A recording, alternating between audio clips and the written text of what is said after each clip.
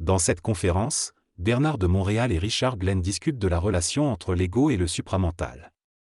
Ils soulignent que l'ego, lorsqu'il est en fusion avec le supramental, obéit à des lois vibratoires créatives qui permettent de dépasser les limitations de l'ego. Cependant, l'ego humain actuel refuse le supramental en raison de sa constitution matérielle, vibratoire et énergétique. Lorsque les intelligences créatives entrent en contact avec un ego humain, elles lui enlèvent d'abord la faculté de la mémoire subjective et lui font comprendre que le libre arbitre est une illusion. Cela étant nécessaire pour la sécurité de l'ego, afin qu'il puisse continuer à fonctionner dans ses mécanismes mentaux et émotionnels. La relation supramentale, quant à elle, doit être intégrée totalement dans la personnalité, et l'ego ne doit plus discuter de sa réalité philosophiquement. Dans l'ordre psychologique de l'ego, certaines idées peuvent sembler impossibles, car l'ego craint d'être considéré comme fou. Pour communiquer une idée en relation avec une vibration, l'ego doit être totalement fusionné avec cette énergie. L'homme est jeune dans son évolution, notamment parce qu'il n'a pas encore compris les lois de la réincarnation. Lorsque l'on dit que l'ego est une illusion, il faut comprendre que ce qui le construit et lui permet de vivre une vie inconsciente est une illusion. Lorsque le contact avec le supramental se fait, ces illusions sont détruites, mais l'ego peut fonctionner en relation vibratoire avec ses forces sans perdre sa créativité ni ce qu'il avait déjà. Dans ce texte, l'auteur aborde plusieurs concepts liés à l'intelligence et à la connaissance. Il explique que l'ego humain est limité par la peur et empêche ainsi un contact concret avec des niveaux d'intelligence supérieurs. Il met en garde contre le fait de donner trop d'importance aux mots et aux idéologies, considérant qu'ils sont des illusions. Il décrit le supramental comme une énergie supérieure permettant d'atteindre un niveau de philosophie plus élevé et de communiquer avec des intelligences universelles. Ces intelligences supramentales sont indépendantes de l'espace, mais dépendent du temps, et elles connaissent l'homme parfaitement. Elles sont capables de donner une vibration plus élevée pour aider l'homme à comprendre sa vie. L'auteur souligne également la superficialité de la vie moderne, en mettant en évidence les illusions auxquelles les riches peuvent être confrontés. Lors de conférences sur le développement de l'intuition, il est important de comprendre que cela ne se fait pas facilement. Certaines âmes retardent l'évolution de la planète et seront donc séparées de celles qui connaîtront la réalité des intelligences supramentales. Pour atteindre cette réalité, il est nécessaire de mettre de côté l'ego. Les psychologues ne comprennent pas réellement ce qu'est l'ego, ce qui conduit à une dégénération continue de notre civilisation. Pour entrer en contact avec le supramental, il faut être déjà en connexion avec lui sans le réaliser. Lorsque l'on entend une voix dans notre esprit, il est important de s'assurer qu'elle ne vient pas de nous-mêmes. Le libre arbitre est une illusion, mais il permet de mettre fin à une communication interne néfaste pour notre esprit. Il est possible de communiquer avec des intelligences positives ou négatives en utilisant les noms qui nous ont été donnés au cours de l'évolution culturelle et religieuse. Il est illusoire de croire que l'on peut communiquer avec des êtres décédés, car ils n'ont aucun pouvoir sur eux-mêmes. Les êtres ayant reconstitué leur personnalité et ayant le pouvoir sur les autres se comptent sur les doigts de la main. Les personnes passionnées ont été éprouvées dans leur esprit et ont établi des liens étroits avec la hiérarchie supramentale. Si elles se manifestent à l'homme, elles le font de manière secondaire et peuvent être rejetées. Mais si le contact se fait avec le supramental, il est impossible de les repousser car le supramental et l'homme font partie de la même énergie. Cependant, pour contrôler sa destinée, l'homme doit pouvoir maîtriser cette énergie lui-même par sa propre volonté, ce qui est appelé une initiation solaire. Avant de pouvoir travailler avec les énergies supérieures, il faut combattre les intelligences supérieures et détruire les illusions liées aux mots et aux symboles. L'homme ne peut pas atteindre le supramental, c'est le supramental qui vient à lui. Pour parvenir au supramental, il faut avoir de l'intuition et être sûr de ses connaissances.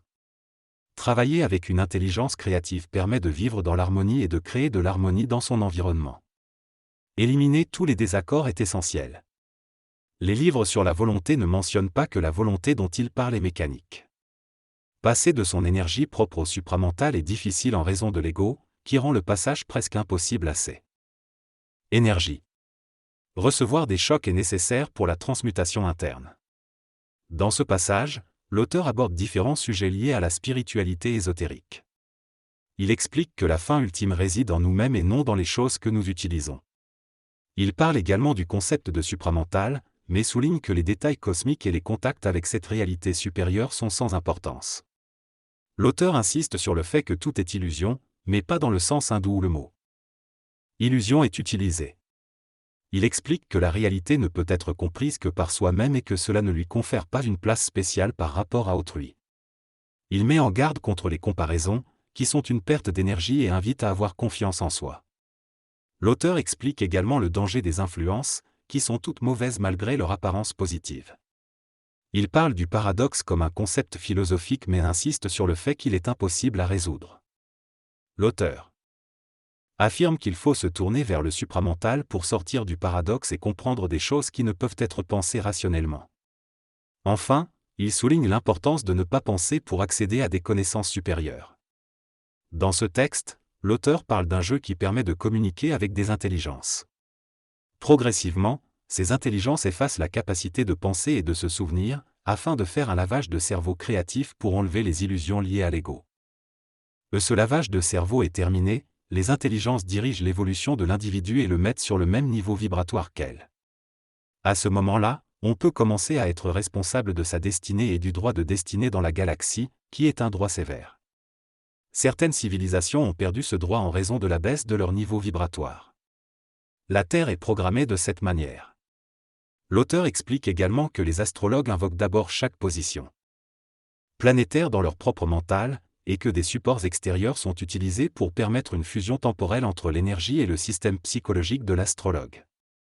L'auteur parle ensuite de la communication avec le supramental et de l'importance de ne pas avoir peur lorsqu'on entend une voix qui n'est pas la sienne. Il évoque aussi les forces sataniques qui ont contribué au développement de l'ego humain. Dans ce passage, le conférencier aborde le concept de force satanique, agissant dans le cosmos et interférant avec l'évolution de l'homme. Il explique que ces forces ne se présentent pas en tant que Satan ou d'autres entités malveillantes, mais peuvent se faire passer pour des êtres bénéfiques tels que l'archange Michel ou le Christ. Il souligne que le cosmos est régi par la loi du mensonge, qui permet de préserver l'homme de l'exposition à la réalité totale et de brûler son esprit. Il affirme que la vérité et le mensonge sont contenus dans une enveloppe et que ceux qui accèdent à la vérité doivent substituer leurs anciennes croyances et connaissances à ce qu'ils savent maintenant. Lorsque le moment viendra pour l'homme de connaître la réalité, la loi du mensonge sera levée et il aura accès à une autre dimension. Ensuite, le conférencier aborde la relation entre l'esprit et la matière, expliquant que toute matière est de l'esprit solidifié et que chaque atome possède une vibration, qui est une vibration de l'esprit. Il explique également le processus de création et de transformation des atomes dans l'univers. Au fil des siècles, les atomes se sont concrétisés pour former la matière solide que nous connaissons aujourd'hui. L'esprit, cette énergie primordiale, peut prendre une forme matérielle solide. Ainsi, lorsqu'une personne entre en harmonie avec cette énergie primordiale présente dans les atomes, elle peut commander à la matière. C'est un phénomène naturel mais encore méconnu par les scientifiques. L'atome est en réalité une forme concrétisée de l'esprit. En se soustrayant des lois de l'esprit, l'atome peut être utilisé comme fondation pour construire des systèmes solides. Certaines personnes ont la capacité de commander à la matière grâce à leur vibration mentale. Cela fait partie de leur plan de vie et de la programmation de leur ego.